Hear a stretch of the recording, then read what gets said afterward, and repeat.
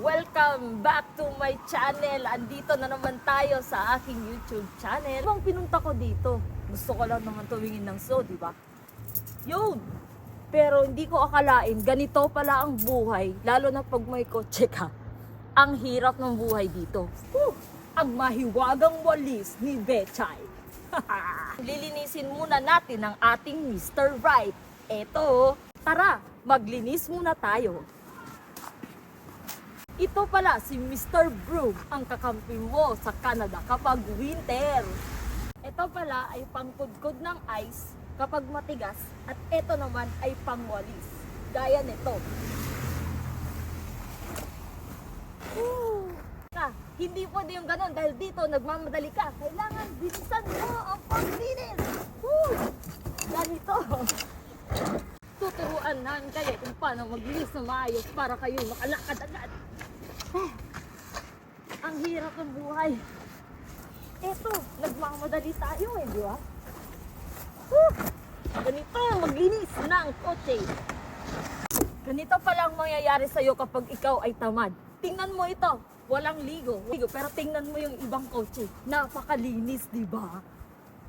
Kailangan mo din mag-pay attention sa traffic. Dahil di mo alam, baka titigok ka dito. Nakikita mo ba kung gaano katigas na to? Tingnan mo, hindi na matanggal-tanggal. Pagkatapos ng snow, kailangan lumabas ka at linisin mo agad yung kotse mo. Pag tamad ka, patay. Ito ang aabutin mo. Ayan o. Ang pangkudkod. Diba? Tigas-tigas na kasi, diba? Tamad-tamad mo kasi.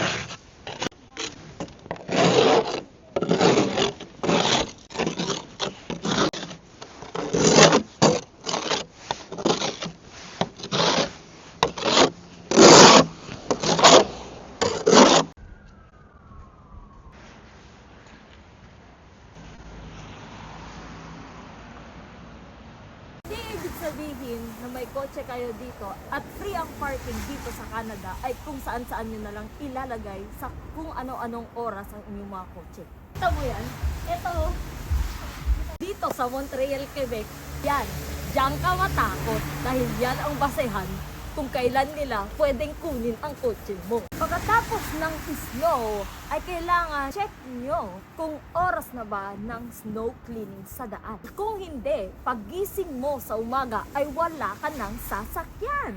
Always put in mind na kailangan mong tanggalin ang kotse mo at that time dahil that's $200 towing fee pag hindi mo matatanggal sa oras na yan. So, kinig ka dahil $200 yung fee niyan. Sayang din, isang araw na trabaho na yun. Kaya tara, alisin na na. Sabihin nito, no parking from 7 p.m. to 7 in the morning dahil snow cleaning time. Hindi kayo pwedeng mag-park. Pagkatapos magtrabaho, kailangan nating mag-enjoy. Kaya tayo maglalaro ng snow. Yay!